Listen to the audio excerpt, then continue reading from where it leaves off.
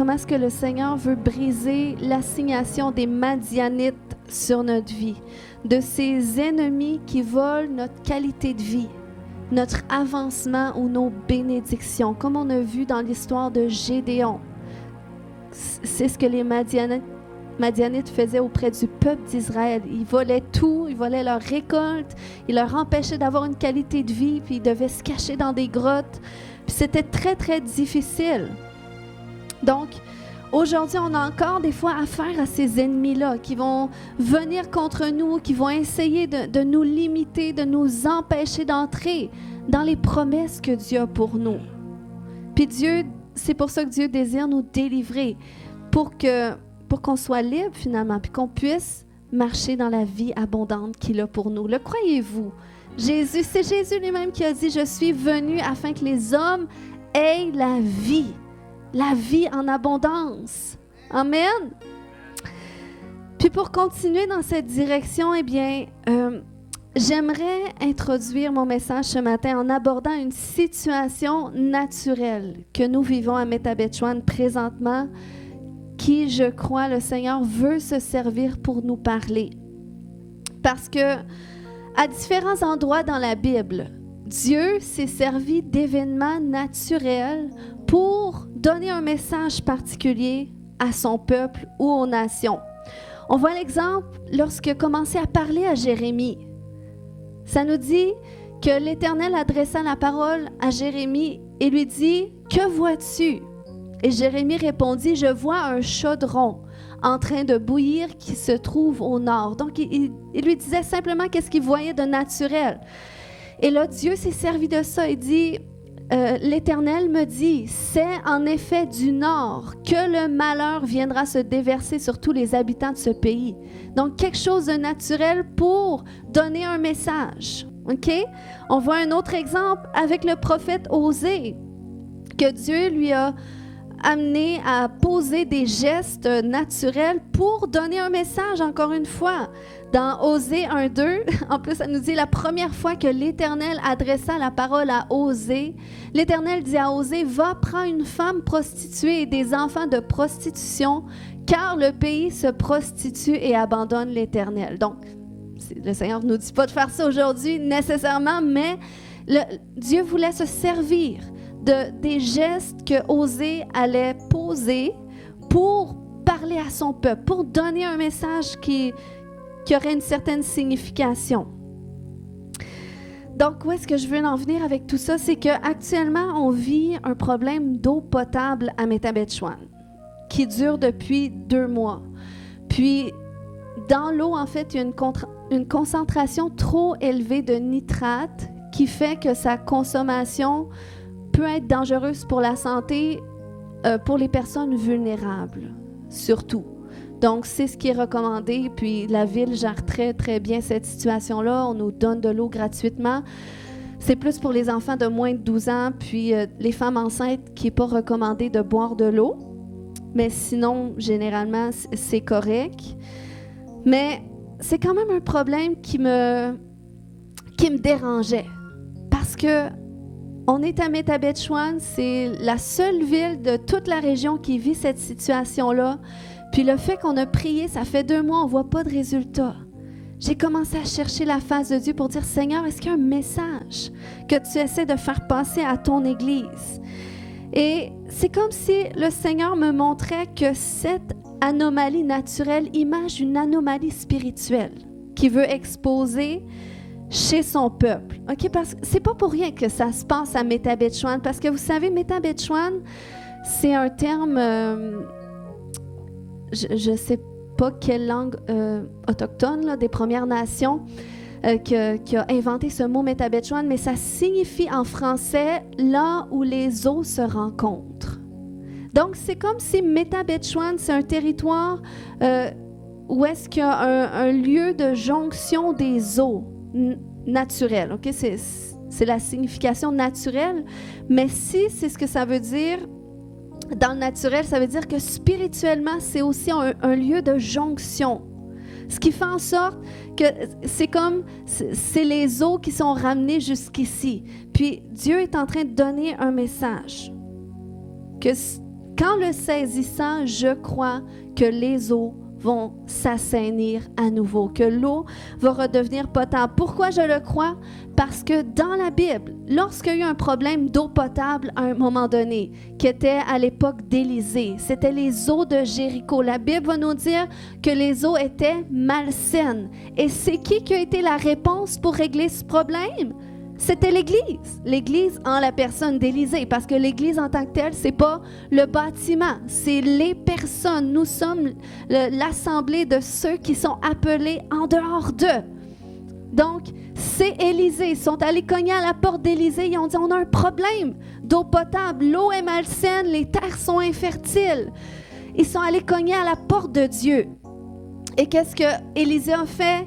Il a dit, allez me chercher un plat neuf, mettez-y du sel. Et là, il a pris ce sel, il a fait un geste prophétique. Il a dit, désormais, ces eaux seront assainies. Donc, il a réglé le problème. Fait que, pour ce qui est de nous, ce problème d'eau non potable, ces eaux malsaines, je crois qu'il y a un message pour nous, qu'il y a une symbolique derrière ça. Que de la même façon que les eaux de la ville ont été contaminées, j'entendais Dieu qui disait, les eaux de la source de mon peuple sont aussi contaminées. Puis de la même façon, parce que quand on regarde les publications de la ville, il dit, quand ils ont réalisé qu'il y avait ce problème-là, ils ont attesté que ça devait faire un bon bout, que c'était comme ça, sans qu'ils s'en soient rendus compte. Donc, c'est comme si Dieu disait, de la même façon que les autorités n'ont pas pris conscience, ils n'ont pas pris garde à ce problème d'eau, du fait que c'était contaminé, de la même façon que les eaux de la source de mon peuple sont contaminées et ils ne l'ont pas réalisé. Donc, voilà pourquoi j'apporte ce message aujourd'hui. Je crois que le Seigneur veut nous parler, OK? Puis, vous savez, derrière cette contamination, parce que là, on sait, la Bible va nous dire que le combat qu'on vit, c'est pas naturel, mais c'est spirituel. Et il y a toujours des ennemis spirituels qui se pointent derrière nos difficultés. Et il y a un esprit, entre autres, qui est mentionné dans la Bible, qui est un esprit territorial, mais qui se meut dans les eaux. Et c'est le Léviathan. C'est le Léviathan. Et je crois que c'est cet esprit qui est derrière cette contamination spirituelle. Donc, si je parle de contamination, à quoi je fais référence? Si, depuis un moment, vous avez expérimenté une hausse de conflit dans le foyer, une hausse de discorde dans vos relations, une aigreur, une irritabilité, une négativité ou même un relâchement spirituel. Est-ce que ça parle à des gens ce matin? Eh bien, c'est peut-être parce que vous êtes contaminés et le Seigneur désire vous faire passer par une décontamination, une purification. Donc, c'est pour ça que le titre de mon message, c'est un appel à la purification. Amen. Et je crois que si on s'associe avec cette œuvre-là que Dieu veut faire dans son Église, eh bien, la purification des eaux naturelles dans ce territoire-là où est-ce que les eaux se rencontrent va aussi venir. Parce que c'est même la Bible qui va nous dire dans Ésaïe 60 que lorsque nous, en tant qu'enfants de Dieu, en tant qu'Église de Jésus-Christ, on va se lever dans cette connaissance de Dieu, dans cette révélation de qui nous sommes en lui et de ce à quoi nous sommes destinés à faire sur la terre. Eh bien, c'est comme ça que sa gloire se lève sur nous, dans Ésaïe 60, et que des nations vont être influencées. Donc, vous voyez, nous, l'Église, on exerce un pouvoir d'influence qui peut être autant négatif si nous, on n'est pas pleinement engagés dans qu'est-ce que Dieu nous demande. Donc, c'est pour ça que c'est un appel à tous aujourd'hui. Et quel que soit l'endroit d'où vous nous regardez aussi dans le monde entier. Donc, le Léviathan, c'est un esprit territorial qui influence la culture des sociétés à travers la pensée, les attitudes, les comportements. Puis, on a parlé comment est-ce que le diable essaie de voler notre qualité de vie, notre avancement, nos bénédictions en nous égarant, en cherchant un point faible pour nous faire tomber, comme ça s'est produit à l'époque de Moïse, quand le roi des Moabites et des Madianites, ils ont fait appel au faux prophète Balaam pour dire « Maudis-nous le peuple ». Et là, il n'a pas réussi à le maudire parce qu'il était béni par Dieu. Mais par exemple, il a libéré un esprit d'égarement. Il a démontré comment est-ce que le peuple pourrait être égaré et ils ont réussi à faire tomber le peuple. Donc, c'est ce que le diable va faire. Il va chercher un point faible dans notre vie, un moyen pour nous faire tomber, mais ça, c'est quand il ne réussit pas à nous maudire, ok? Parce que le prophète Balaam, le faux prophète, avait été appelé tout d'abord pour maudire le peuple. Mais plus souvent qu'autrement, ok? Par rapport à notre propre vie, dans notre culture, dans notre société, dans notre génération, eh bien, nous sommes vulnérables à tomber sous le joug de la malédiction de nos propres paroles. Est-ce que des gens peuvent l'attester? Juste quand on regarde la culture de notre société, même quand on regarde la culture québécoise, nos amis qui viennent des autres nations, peut-être que vous avez remarqué, mais les gens dans notre culture sont très vifs à critiquer, à chialer, à être très négatifs. Puis c'est comme tu as autant les gens qui sont vifs à parler, à dire tout ce qu'ils pensent, puis des fois même démolir par leurs paroles, puis même la Bible va nous dire que ceux qui parlent trop ne manquent pas de péché, ou tu as ceux qui sont dans l'autre clan, qui vont voir des choses, mais leur langue va être liée par la timidité, donc il ne parlera pas qu'est-ce qu'il devrait parler. Et Dieu va nous dire, c'est pour ça dans Romains 12:2, de ne pas se conformer au siècle présent. Donc qu'on soit dans ce clan-là qui parle trop puis qui il va démolir par ses paroles, ou qu'on soit dans le clan qui ne parle pas assez parce qu'on pourrait bâtir aussi par nos paroles, eh bien il va dire, déconformez-vous au siècle dans lequel vous vivez. Déconformez-vous à votre culture et soyez transformés par le renouvellement de l'intelligence. Donc, Dieu veut nous sortir de cette conformité à l'un ou l'autre clan, parce que Jésus est venu se choisir d'entre le monde un peuple à part qui parlerait ses vertus.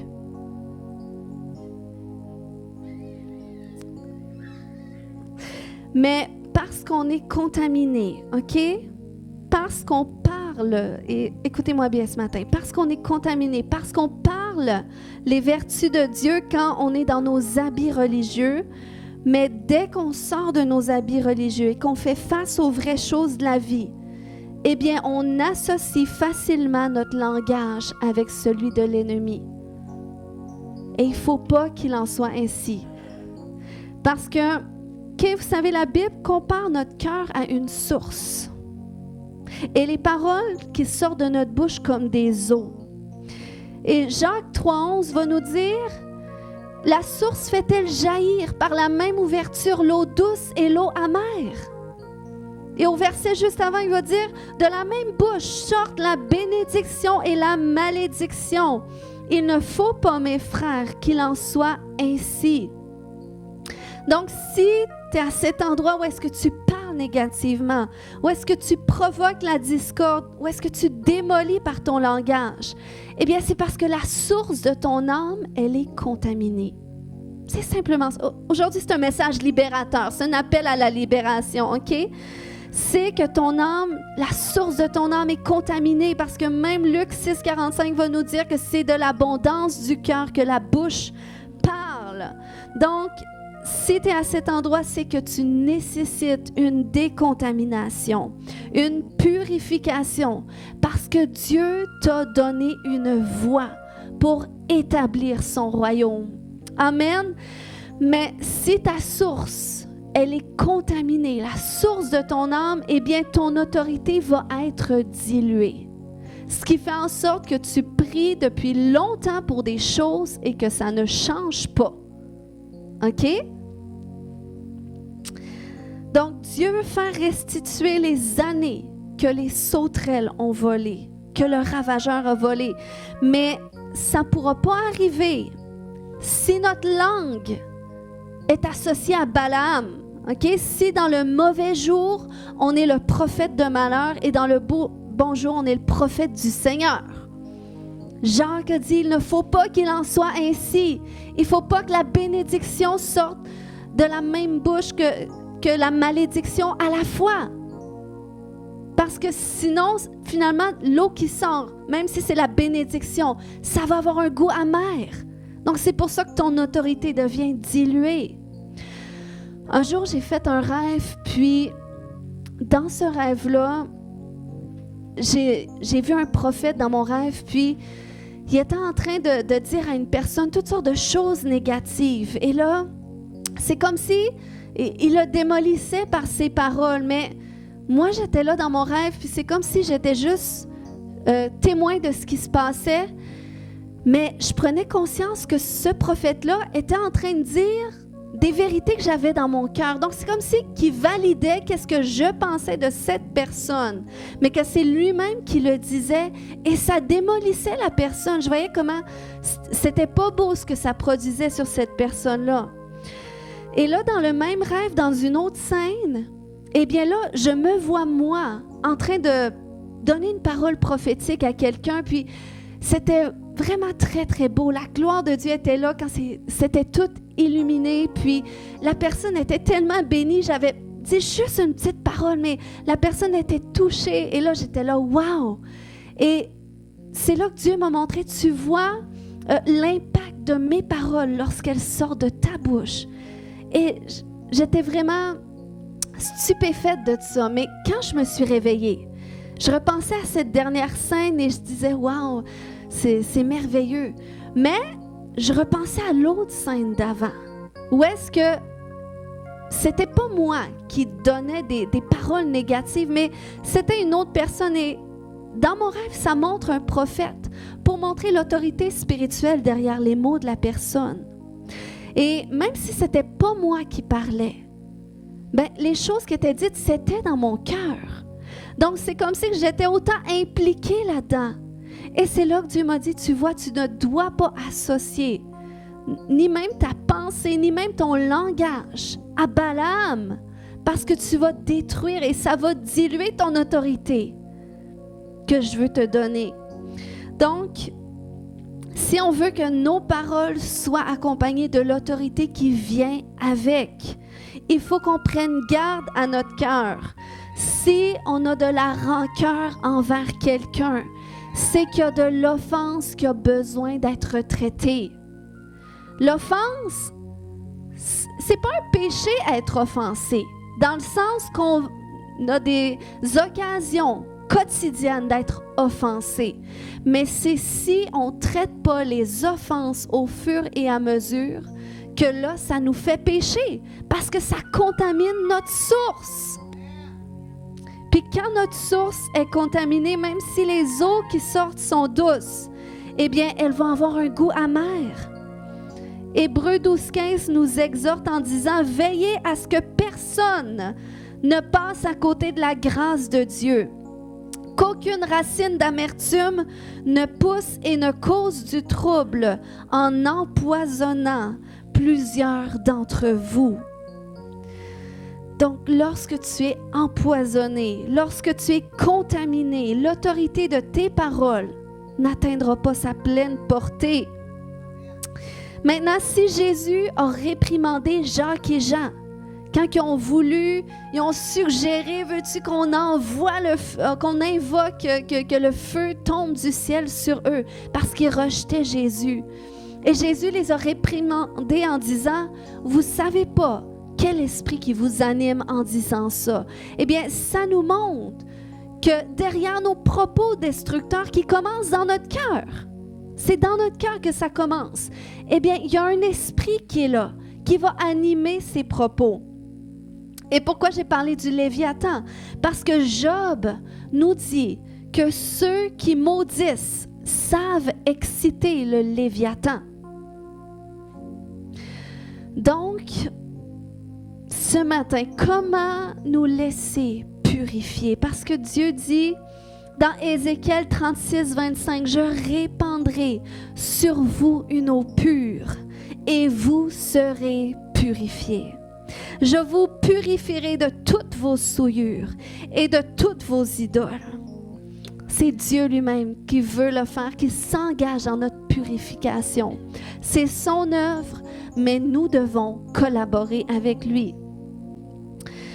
Et 2 points ce matin que je voulais mentionner par rapport à ça, c'est dans un premier temps, il nous faut nous séparer de notre culture. Comme Romains 12:2 le mentionne, de se déconformer au siècle présent. Puis, j'ajouterais même qu'il y a une déconformation. Je ne sais pas si c'est un mot qui existe. En tout cas, si vous comprenez, c'est l'important. Ou une déconformité plutôt à nos habitudes qu'on doit regarder ces temps-ci, même religieuses. Parce que vous voyez, la contamination des eaux de notre ville est venue par un manque de précaution. Un manque de précaution à cause d'une confiance dans la familiarité, dans la méthode, dans les habitudes. Donc, on n'a pas pris garde à aller vérifier. Et c'est ce qui se produit quand nous, Église de Jésus-Christ, on est confortable dans nos habitudes, même religieuses. On fait tout à la même heure, la même façon, tout le temps. Puis des fois, on ne prend plus garde parce qu'on devient familier. Et l'ennemi, des fois, il vient nous tenter, il vient nous voler, puis on ne s'en rend pas compte. Pourquoi? Parce qu'on se dit, j'ai observé mes habitudes religieuses, mais la source d'eau vive qu'on a accès en Jésus, c'est une source qui vient d'en haut, qui vient du trône de grâce et qui est là pour nous vivifier d'une façon constante. Puis qui nous amène, qui nous vivifie en dehors de nos habitudes même. Donc, on doit être prêt à ça. Parce que Jésus, même dans la Bible, il est venu pour défier la familiarité. La familiarité, ça a du bon parce que on développe la confiance dans la familiarité, mais ça peut être aussi un piège de l'ennemi. Donc, c'est pour ça que c'est bien la familiarité, mais on doit toujours être à cet endroit de discerner. Qu'est-ce que je fais, ça s'associe encore avec qu'est-ce que Dieu veut faire? Est-ce que ma façon de m'approcher de Dieu s'associe encore avec la façon que Dieu désire s'approcher de moi, désire me visiter? Et je ne sais pas pour vous, mais je peux dire que quelques semaines avant que je déménage, il y a 2 semaines, c'est comme si dans mes habitudes quotidiennes avec le Seigneur, c'est ce que je veux dire par habitude religieuse, dans mes habitudes, c'est comme si j'avais un dégoût. C'est comme si un désintérêt, mais profond, mais c'était spirituel en même temps, parce que je savais que c'était le Saint-Esprit qui m'appelait, qui me préparait à me dire, là, tu vas devoir changer tes habitudes, tu vas devoir revisiter ta façon de me rencontrer, parce que ça ne rentre plus dans le cadre de la façon que moi-même, je veux te visiter. Donc, quand tu as ces sentiments-là, donc c'est pour ça, des fois, peut-être ça peut s'exprimer par un relâchement spirituel. Tu n'as plus de motivation de prier, de lire ta Bible. Puis, des fois, on va tomber, on va suivre ce sentiment-là. Mais si tu regardes un peu plus profond, c'est peut-être parce que Dieu, il veut te rencontrer d'une nouvelle façon. Peut-être qu'il veut que tu changes ta façon de prier, ton horaire de prière, ton horaire de lire ta Bible. Puis c'est correct. Moi, je vous dis, ça change constamment. Peut-être que pour certaines personnes, ça ne change pas. Puis c'est correct, Dieu le fait comme ça avec vous. Mais soyez sensibles à la façon que Dieu veut le faire avec vous, parce qu'on est tous différents. Puis si tu as moindrement un peu t'es créatif, ou tu sais, il y a des gens qui sont du type, ils pourraient dire TDAH, que sont pas capables de garder une habitude, sont un peu déconstruits. Mais Dieu va vous rencontrer de la façon que vous êtes faite. Donc, essayez pas de respecter un cadre, rentrer dans un cadre, parce que ça pourrait éteindre le Saint-Esprit. OK? Non, la Bible va nous dire même que la lettre tue, OK? Tout ce qu'on peut observer, ça peut venir qu'à tuer, mais l'Esprit vivifie. Amen? Donc, Jésus est venu pour défier la familiarité. Il a dit en Matthieu 10, 34, « Ne croyez pas que je suis venu apporter la paix sur la terre. Je ne suis pas venu apporter la paix, mais l'épée. » Puis il ajoute dans Matthieu 10, 35, « Car je suis venu mettre la division entre l'homme et son père, entre la fille et sa mère, entre la belle-fille et sa belle-mère. » Bon, là, il y en a qui paniquent un peu, t'as peur, Dieu veut la division. Non, OK? Mais il veut nous faire prendre conscience ici que c'est quelque chose à laquelle on doit s'attendre. Si tu choisis de donner ta vie à Jésus, de suivre Jésus, peut-être que tu vas rencontrer de la persécution dans ta famille.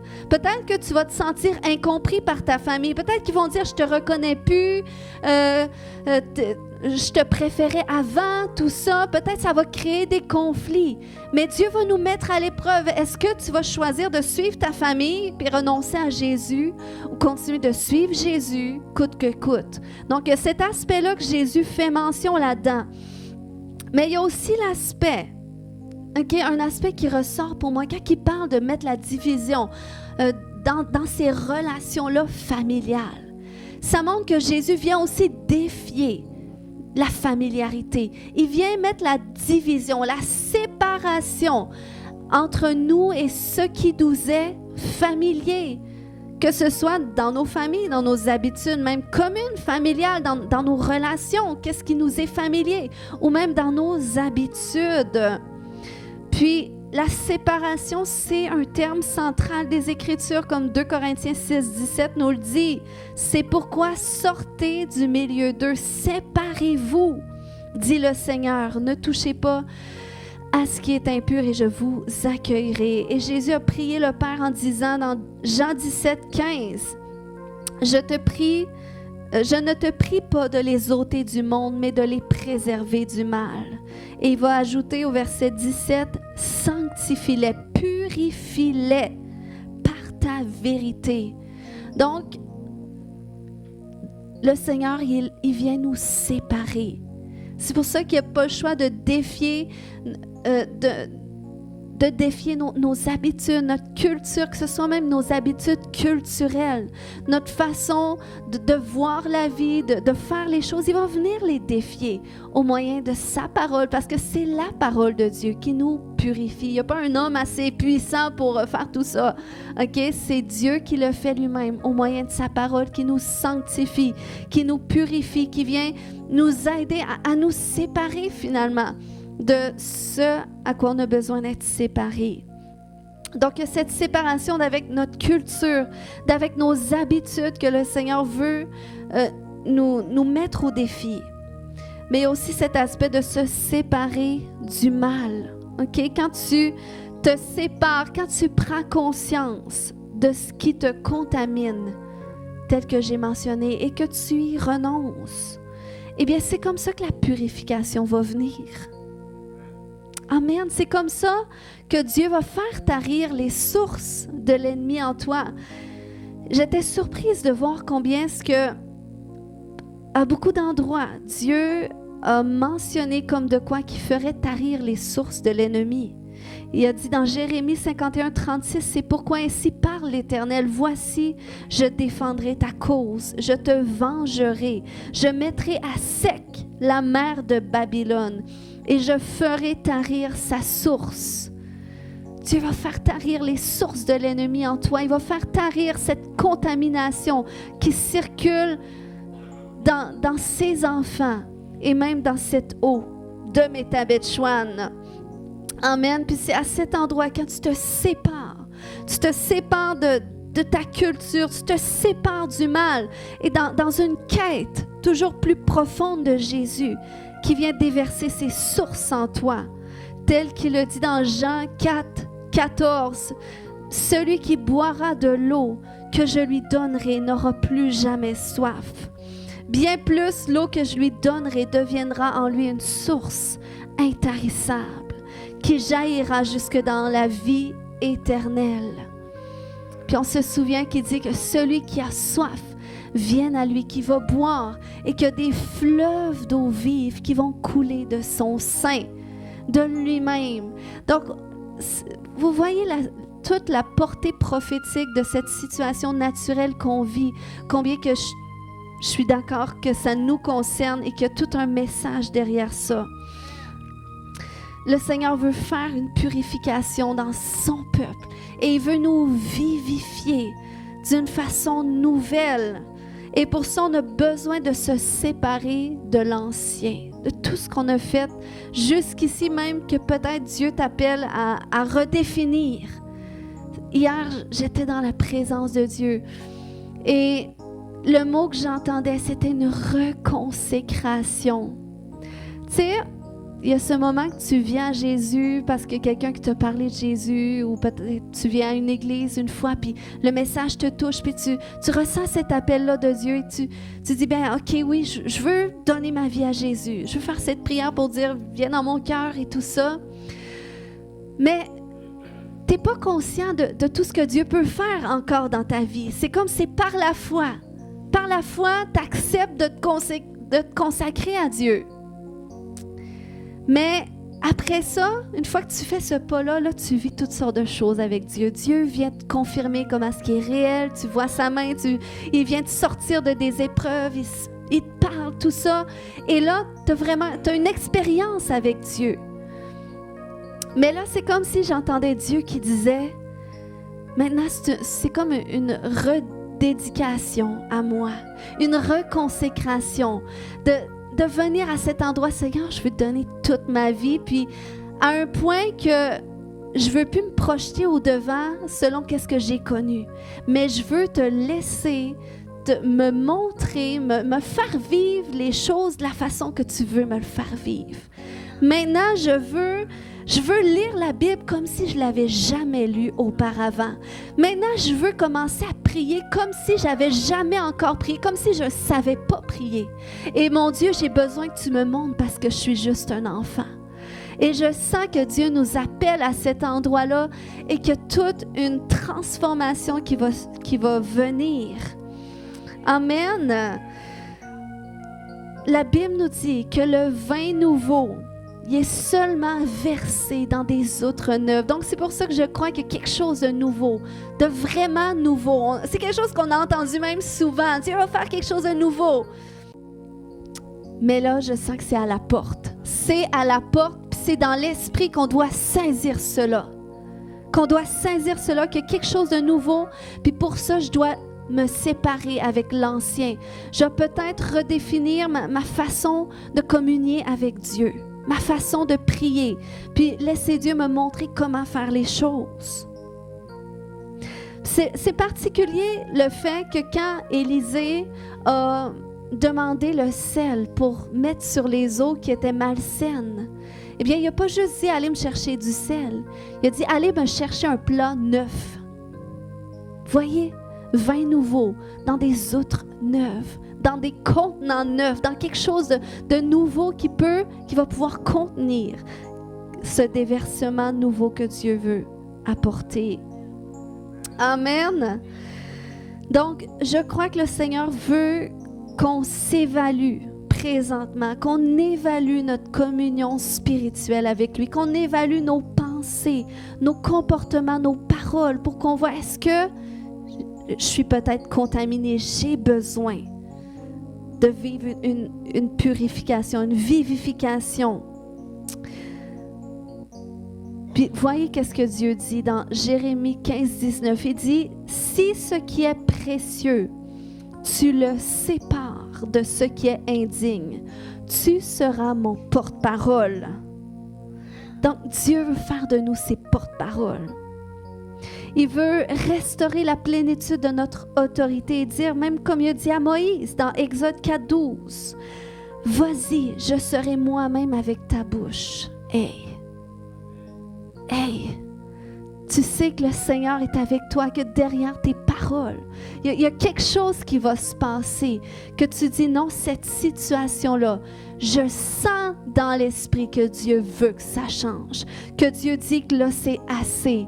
Donc, Seigneur, tu es avec ma bouche, tu m'inspires des paroles et les paroles que je vais décréter, il y a quelque chose qui va se produire. Parce que je suis le porte-parole de Dieu, parce qu'il est avec ma bouche, parce qu'il confirme la parole que je déclare par les miracles qui l'accompagnent. Amen. Dieu veut restaurer la plénitude de ton autorité sur la terre. Amen. Parce que le nom du Seigneur est au-dessus de tout nom. Et il nous a fait cette grâce de pouvoir porter son nom, de pouvoir parler en son nom, de pouvoir proclamer ses vertus, de pouvoir faire un impact, de pouvoir renverser les plans de l'ennemi et rétablir la volonté de Dieu. Amen.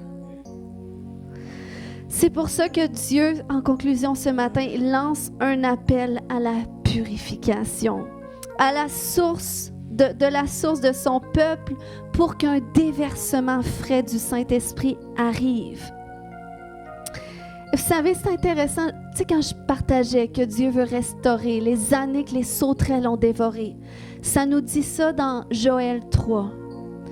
Mais dans Joël 2, juste avant, c'est là que Dieu dit de publier un jeûne collectif. Il dit, avant que je restitue, avant que je restaure tout ce qui vous a été volé, publiez un jeûne, une convocation solennelle. Venez à ma porte, venez chercher ma face, déchirez vos cœurs dans ma présence. Repentez-vous, détournez-vous. Donc c'est un appel avant que Dieu restitue et avant que dans Joël 3, Dieu dit, je répandrai mon esprit sur toute chair. Il dit pas seulement sur l'Église, pas seulement sur les croyants, mais sur toute chair. Je vais répandre mon esprit. Sur toute chair, mon esprit va être en mesure d'agir d'une certaine façon, à une certaine mesure pour l'accomplissement de mes plans. Dieu est vivant. Dieu est vivant. Le réalisez-vous, il est vivant dans notre génération. Des fois, on est trop concentré sur ce qui se passe dans la société, dans les choses naturelles. Mais si on va voir dans l'esprit, dans l'esprit, qu'est-ce que Dieu fait en dépit de tout cela? On va voir que ce sert des choses naturelles pour nous parler, mais que nous, on devrait se mettre en action. Amen. Puis, je ne suis pas juste en train de parler de des fantaisies aujourd'hui, dans le sens que Dieu veut vraiment faire des choses dans ta vie. Puis, je connais beaucoup de gens déjà ici que j'ai pu voir l'œuvre de transformation que Dieu a faite dans votre vie jusqu'ici. Et ça, c'est ce qui réjouit mon cœur le plus. Parce que je sais que Dieu peut le faire, que Dieu prend des vies brisées, puis il les reforme. Il les remodèle à son image, à l'image de sa gloire.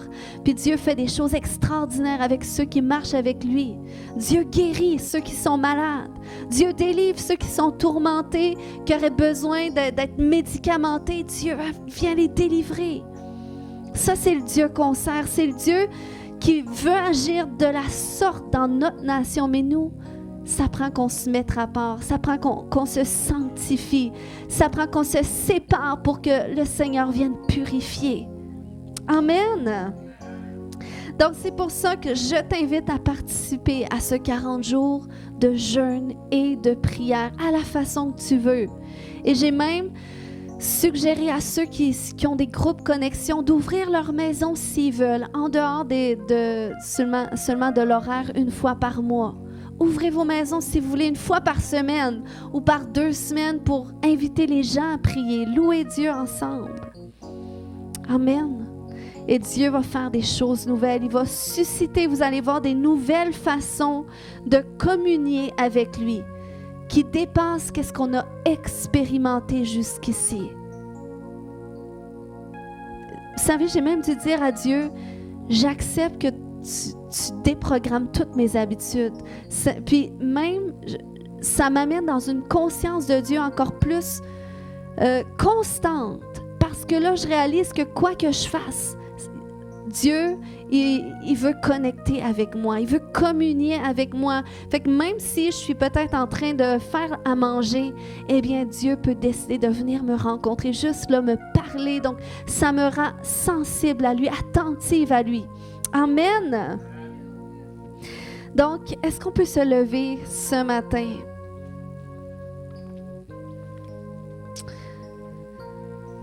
Et je crois que Dieu est fidèle à sa parole, puis que l'eau potable va être restaurée. Ce message a été partagé. Dieu voulait parler à son peuple. On a reçu ce message. Donc, Seigneur, maintenant, tu peux agir. Tu peux assainir les eaux de Métabetchouan, de ce territoire-là où les eaux se rencontrent. Parce que dans ce lieu spirituel, là où est-ce que les eaux de l'Esprit se rencontrent, Seigneur, on choisit de s'engager avec ta parole. On choisit de s'engager avec toi, Seigneur Dieu.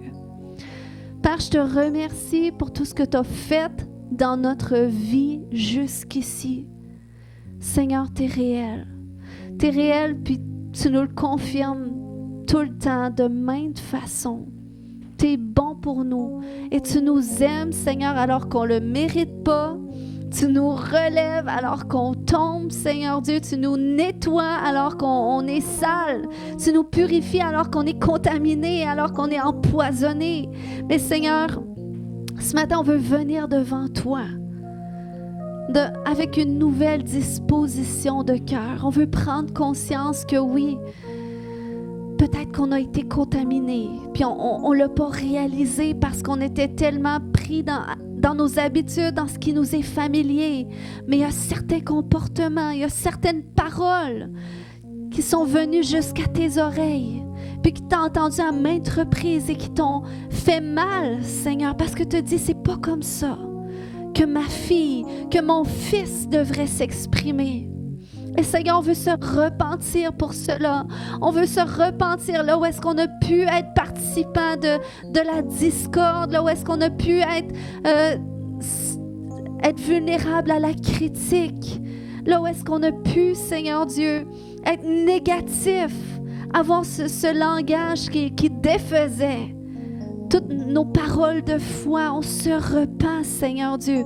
On se repent pour nous-mêmes, mais on se repent aussi pour tous les croyants à qui concerne cette parole, Seigneur. On se repent, Père. On se repent et on veut se détourner du mal. On veut, Seigneur, vivre une décontamination, une purification. Alléluia. Seigneur, viens faire ton œuvre dans chacune de nos vies. Seigneur, on renonce à associer notre langue avec Balaam, avec le prophète de malheur. On brise toute connexion ce matin avec le Léviathan dans le nom puissant de Jésus. Et je déclare que cet esprit nous quitte maintenant, quitte nos pensées, quitte nos foyers, quitte nos relations au nom de Jésus. Alléluia. Prie ce matin, élève ta voix ce matin selon cette œuvre purificatrice que tu sais que Dieu veut faire dans ta vie. Alléluia. Peut-être selon ta culture, peut-être tu viens d'une famille où est-ce que tes parents étaient négatifs et tu as été habitué de les voir comme ça et pour toi c'était normal d'être négatif, d'avoir tendance, mais Dieu dit déconforme-toi, sépare-toi de ce à quoi tu as été habitué parce que je t'ai choisi, je t'ai pris du milieu de ta famille pour faire de toi une personne nouvelle. Alléluia. Peut-être tu as eu une maman qui était très dure par ses paroles et quand toi tu es en colère, tu deviens dur aussi par tes paroles. Mais ce matin, dis, je choisis de me séparer de ça, de me séparer de la façon que j'ai été éduquée pour me laisser éduquer par toi, Seigneur. Alléluia. Koyashoreke mata. Koyantoreke mama yashokoto. Koyantoreke. Seigneur, viens nous séparer. Viens nous séparer. Viens nous séparer. Seigneur, on veut séparer qu'est-ce qui est précieux de qu'est-ce qui est indigne en nous. Oh, Seigneur, on veut se séparer de toute discorde dans notre foyer. Peut-être un conjoint qui est difficile, un mari qui est difficile. Mais tu peux dire, moi, je fais le choix de me séparer, non pas de mon mari, mais de la discorde. Je n'embarquerai pas dans cette discorde et je vais répondre par l'amour. Je vais répondre par l'amour. Je vais répondre par les fruits de l'esprit. Je vais répondre par cette eau de vie que l'Esprit de Dieu déverse en moi. Seigneur, décontamine-moi. Seigneur, purifie-moi. Purifie la source de mon âme. Est-ce que quelqu'un qui crie à Dieu ce matin, purifie-moi, décontamine la source de ton peuple, Seigneur Dieu. Alléluia. Là où est-ce que le Léviathan, là où est-ce que la sorcellerie nous a contaminés ce matin. Oh, Alléluia, elle te libère maintenant. Au nom de Jésus. Est-ce qu'il y a un peuple qui crie? Si tu te crois pur ce matin, alors prie pour ceux qui ont besoin de vivre cette purification.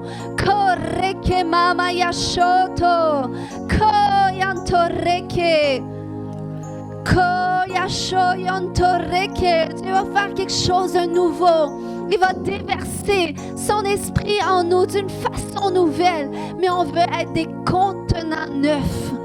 On veut être des outres neuves. Alléluia. Et pour ça, on se sépare.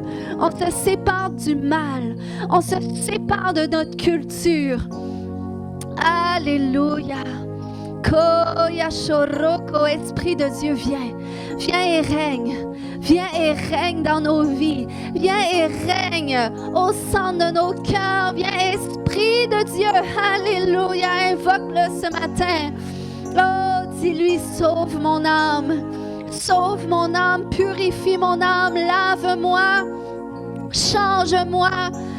Alléluia. Parce que j'étais contaminée, parce que j'étais infertile, parce que je ne portais pas de fruits pour ton royaume. Viens me purifier, viens me laver. Oh, alléluia. Oh, je choisis de me déconformer à cette langue sale, où je choisis de me déconformer à la timidité, à tout ce qui me retient de parler, d'ouvrir la bouche, de bâtir, de dire ce que je pense. Oh Seigneur, viens faire cette œuvre de purification.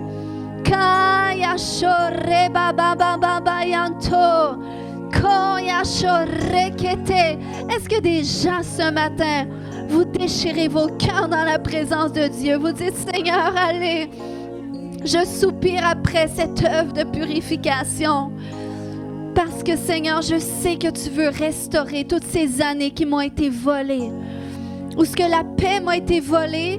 Où est-ce que la santé mentale m'a été volée? Où est-ce que la santé physique m'a été volée? Où est-ce que mon mariage m'a été volé? Mes enfants m'ont été volés? Seigneur, tu veux restituer. Seigneur, tu veux restituer. Oh, ces années où est-ce que j'ai été stérile? Où est-ce que j'ai été stérile dans ton royaume? Tu veux restituer. Au nom de Jésus.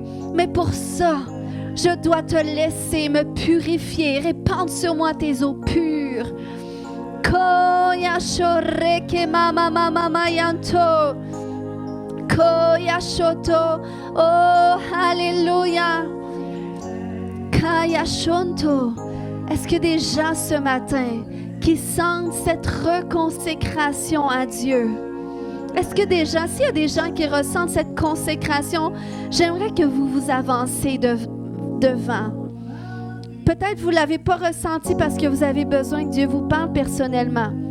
Mais si vous le sentez, vous sentez que c'est un appel de Dieu, que Dieu vous appelle à une reconsécration, à un renouveau, alors avancez devant, puis laissez son esprit vous toucher ce matin.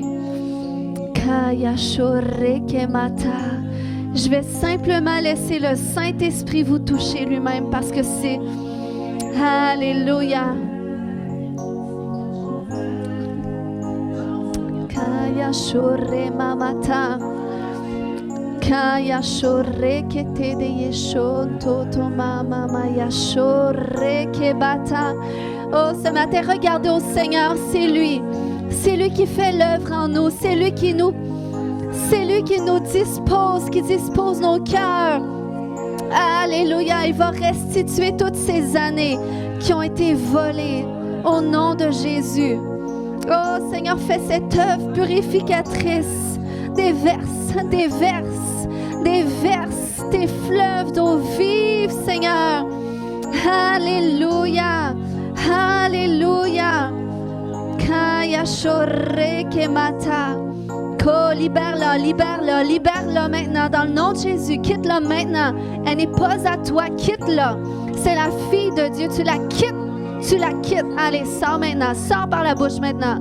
Allez, tout esprit de serpent, de léviathan, allez, sors maintenant. Sors maintenant, esprit d'infirmité. Koremata. Allez, quitte-la maintenant avec toute la douleur. Tu la quittes maintenant. Toute douleur, allez, quittez-la maintenant. Elle n'est pas à vous. Elle n'est pas à vous. Allez, je brise le contrôle de toute sorcière sur sa vie. Je brise le contrôle. Je brise le contrôle de toute diseuse de bonne aventure, de tout sorcier, toute parole qui a été proférée contre elle. Au nom de Jésus, c'est parti. Alléluia. Merci Jésus. Au complet, au complet, au complet. Ça continue. Laisse le Seigneur agir. Au nom de Jésus. Au nom de Jésus, allez, laisse sortir. Alléluia. Je brise toute malédiction prononcée contre toi. Au nom de Jésus. Je brise toute connexion générationnelle avec la sorcellerie dans ta famille. Au nom de Jésus.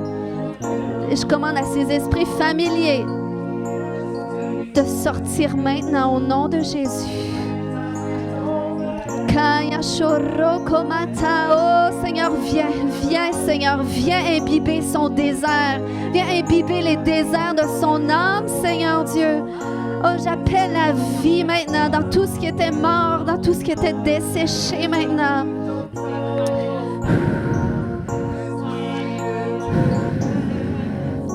Kaya chaud, déverse tes fleuves d'amour, Seigneur. Oh, depuis longtemps qu'il t'appelle à lui et tu sais qu'il t'appelait à lui. Réponds seulement à son appel. Réponds seulement à son appel qui dit, viens, suis-moi. Viens, suis-moi tel que tu es. Et tu vas voir qu'est-ce que je peux faire avec ta vie. Je vais tout reconstruire, tout ce qui a été dévasté. Je vais le reconstruire. Kaya shoreke, koya shotomata. Alléluia. Alléluia, Seigneur. Viens guérir son âme, Papa. Viens guérir son âme de toutes ses souffrances. Au nom de Jésus. Kaya shoto domarekete. Kaya shonto, tu vas voir. Il y a une reconstruction qui arrive. Une reconstruction partout. Dans chaque domaine de ta vie. Alléluia. Merci Jésus.